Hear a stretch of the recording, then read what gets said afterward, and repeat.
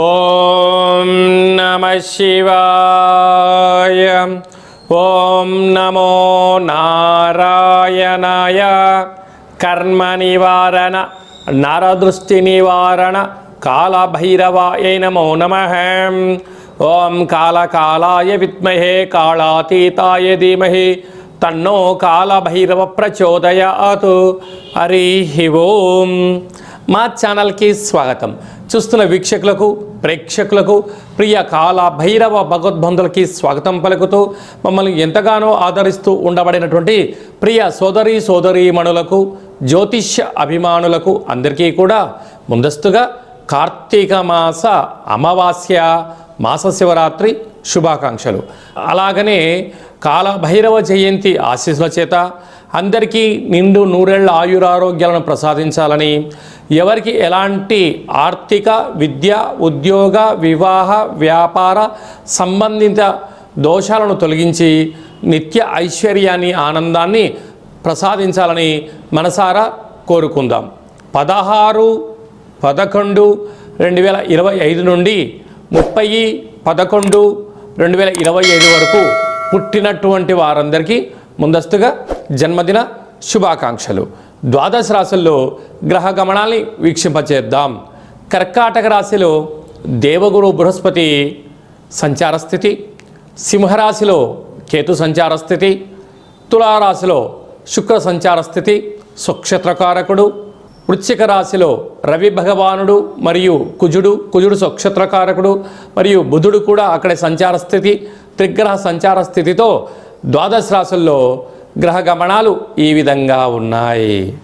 మిథున రాశి వారికి గ్రహ సంచార స్థితి యోగం కలగాలి అన్నట్లయితే ఈ మాస శివరాత్రి రోజున పోలి అమావాస్య సందర్భంగా మహాదేవుడిని స్మరణ, ధ్యానము, దానము, పూజ వలన ఎలాంటి యోగం కలుగుతుందో ఈ వీడియోలో సవివరంగా సంపూర్ణంగా తెలుసుకుందాం. మిథున రాశిలో ఏ నక్షత్రాలు వస్తాయి అనగా మృగశిర నక్షత్రంలోని 3వ పాదము, 4వ పాదము, ఆరుద్ర నక్షత్రంలోని 4 పాదాలు, పునర్వసు నక్షత్రంలోని 1, 2, 3 పాదములు కలిపితే మిథున రాశి. రాశాధిపతి బుధ భగవానుడు. 12 సంవత్సరముల తర్వాత మిథున రాశి వారికి జలరాశిలో మిత్రస్థానంలో దేవగురు బృహస్పతి సంచారం చేయడం వలన పట్టిందల్లా బంగారం అవ్వడం, ఆధ్యాత్మిక చింతన, దేవతారాధన, సత్ప్రవర్తన, నియమ నిష్ట వలన, దానం వలన ఐశ్వర్యంకి, ఆనందానికి మీరు దగ్గర కాబోతున్నారు. మీకన్నా అదృష్టవంతులు ఎవరు లేరు అని చెప్పి కూడా గమనించగలగాలి. అలాగనే తృతీయంలో కేతు సంచార స్థితి ఉండడం వలన వీలైనంత వరకు మౌనం, సత్ప్రవర్తన, గురువులతో, తల్లిదండ్రులతో, పార్ట్నర్షిప్ వ్యవహారాలు చేసేవారందరితో వీలైనంత వరకు అనుకూలతమైన వాతావరణాన్ని ఏర్పాటు చేసుకోగలిగితే చాలా మంచి కాలము అని చెప్పి గమనించగలగాలి. పంచమ స్థానంలో శుక్రుడు స్వక్షత్రకారకుడు అవడం వల్ల నూతనంగా వివాహమైన వారికి పుత్ర, పుత్రిక, సంతాన యోగము, చదువులు, అభివృద్ధి, బంగారు ఆభరణాలు, వివాహ ప్రయత్నాలు కలిసి రావడం జరుగుతుంది. 6వ స్థానంలో ఆత్మకారకుడు రవి, రుణరోగ శత్రుకారకుడు కుజుడు, బుద్ధికారకుడు బుధుడు సంచారం చేయడం వలన దయచేసి అప్పులు ఇవ్వద్దు, అప్పులు కూడా తెచ్చుకోవద్దు. వీలైనంత వరకు ఖర్చులను తగ్గించుకొని ప్రణాళికాబద్ధంగా మీరు ముందుకు వెళ్ళగలిగితే అనేక రకాలమైనటువంటి ఇబ్బందులను మనోధైర్యం చేత ఎదుర్కొని ఆనందకరమైన జీవితాన్ని పొందగలరు. భాగ్యస్థానంలో రాహు, రాజ్యస్థానంలో శని భగవానుడు సంచారం చేయనప్పుడు వీలైనంత వరకు మహాదేవుడి యొక్క స్మరణ, ధ్యానము యోగదాయకం. ఇలాంటి కాల సమయంలో ఆ కాళభైరవ స్వామి స్మరణ, మహాదేవుడి దగ్గర విశేషమైనటువంటి పెసర పప్పుతో లేకపోతే పెసర పిండితో చేసినటువంటి దీపాన్ని ఏర్పాటు చేసుకొని ఆ పెసరపప్పును పిండిగా ఏర్పాటు చేసి అందులో నువ్వుల నూనెను కానీ ఆముదాన్ని కానీ వేసి ఆ యొక్క దీపాన్ని, పిండి దీపాన్ని దానం చేయగలిగినట్లయితే మంచి బుద్ధి, మంచి జ్ఞానము, సత్ప్రవర్తన మీ సొంతమవుతుంది.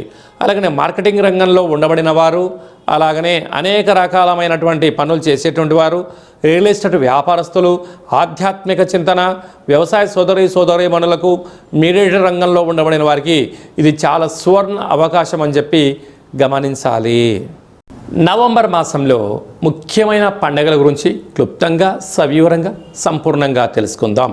మనకు 18వ తారీఖున సోమవారము మాస శివరాత్రి విశేష సందర్భంగా కార్తీక మాసంలో మనం ఏ రోజైతే ప్రాఢ్యమి నుంచి మాస శివరాత్రి వరకు పూజ చేసుకోలేనటువంటి వారందరూ కూడా మహాదేవుడికి రుద్రాభిషేకము, ఒక దీపాన్ని ఏర్పాటు చేయడము, సాలగ్రామ దానము, స్వయంపాక దానం చేయడం వల్ల మహాదేవుడి యొక్క ఆశీస్సులు ఉంటాయని చెప్పి గమనించగలగాలి. అలాగనే 20వ తారీఖున మనకు గురువారము విశాఖ నక్షత్ర సందర్భంగా పోలి అమావాస్య సందర్భంగా మనము వెన్నతో దీపాన్ని పెట్టడం వలన మహాదేవుడి యొక్క కృపకటాక్ష వీక్షణ కలిగి సంపూర్ణ నిండు నూరెల ఆయురారోగ్యాలని ప్రసాదించడం జరుగుతుంది అని చెప్పి గమనించాలి. అలా కుదరలేనటువంటి వారందరూ ఈ కింది నెంబర్ సంప్రదించినట్లయితే కాశీ క్షేత్రంలో మన యొక్క కాళభైరవ స్వామి యొక్క దేవాలయంలో గోకర్ణ నక్షత్రంలో మీ పేరుపైన రుద్రాభిషేకము, దీప కార్యక్రమాన్ని ఏర్పాటు చేయించి స్వయంపాక దానాన్ని కూడా ఏర్పాటు చేయడం జరుగుతుందని చెప్పి గమనించాలి. అలాగనే మనకు మార్గశీర్ష మాస శుద్ధ అష్టమి కాళభైరవ జయంతి కనుక కాళాన్ని శాసింపజేసే శక్తి కాళభైరవ స్వామివారికి ఉంటుంది. కనుక స్వామివారి యొక్క ఆశీస్సుల వలన స్మరణ ధ్యానము స్వామివారిని చేయడం వలన దర్శించడం వలన సకలమైనటువంటి వాస్తు దోషము, నరదృష్టి, తంత్రదృష్టి, తాంత్రిక దృష్టి సకల దోషాలు తొలగిపోయి ఐశ్వర్యాన్ని భగవంతుడు ప్రసాదిస్తాడు అని చెప్పి కూడా గమనించగలగాలి. విశేషమైనటువంటి ఈ యొక్క కార్తీక మాసంలో మార్గశీర్ష మాస శుద్ధ శుక్లపక్షంలో అందరికీ ఐశ్వర్యం ప్రసాదించాలని మనం కూడా ఒకసారి మనసారా కోరుకుందాం. అలాగే మీ వ్యక్తిగత జాతకం తెలుసుకోవాలనుకుంటున్నారా? మీ పుట్టినటువంటి తేదీ, నెల, సంవత్సరము, పుట్టిన సమయాన్ని వ్రాసి పంపించినట్లయితే 100 సంవత్సరముల జాతకాన్ని వ్రాసి సవివరంగా సంపూర్ణంగా మీకు పంపించి మీరు పుట్టినప్పుడు గ్రహ గమనాలు ఎలా ఉన్నాయి, ప్రస్తుతం ఎలా ఉంటున్నాయి, రాబోయే కాలంలో ఎలా ఉండబోతున్నాయో సవివరంగా సంపూర్ణంగా తెలియజేయడం జరుగుతుంటుంది. చాలామందికి పుట్టినటువంటి కాల సమయంలో డేటా ఆఫ్ బర్త్లో లేనటువంటి కారణం వలన మీ పేరు యొక్క మొదటి అక్షరాన్ని అనుసరిస్తూ రాశిని తెలియచేస్తూ గ్రహ గమనాల్ని చెప్తూ అలాగనే రమణ శాస్త్రం ద్వారా అనగా గవ్వళ ద్వారా కాళభైరవ ఉపాసన చేత భూత భవిష్యత్ వర్తమానాన్ని తెలియజేయడం జరుగుతుంది. కనుక జాతకాన్ని తెలుసుకుందాం, జీవితంలో ఉండబడినటువంటి స్వల్పమైనటువంటి అడ్డంకులను తొలగించుకుందాం, ఐశ్వర్యానికి ఆనందానికి స్వాగతం పలుకుతాము అనేటువంటిది విన్నపం. కనుక ఈ కింది నెంబరు సంప్రదించి వాట్సాప్ ద్వారా కానీ ఫోన్ కాల్ ద్వారా కానీ అపాయింట్మెంట్ తీసుకొని సంప్రదించగలరు. అందరికీ ఈ యొక్క కార్తీక మాసంలో మార్గశీర్ష మాసంలో అద్భుతమైన ఇంకనూ విజయం సాధించగలగాలి అన్నట్లయితే ఈ యొక్క పాత్రను కాళభైరవ స్వామి వారికి అక్షయ పాత్ర అంటారు. అంటే అక్షయము అనగా నశించబడినటువంటిది. అలాగే మనము ఇంట్లో పెట్టుకొని పూజామందిరంలో పెట్టుకొని లేదా వ్యాపార సంస్థలో పెట్టుకొని ఇలా ఒకసారి శబ్దం చేస్తే ఓంకార శబ్దం రావడం జరుగుతుంది.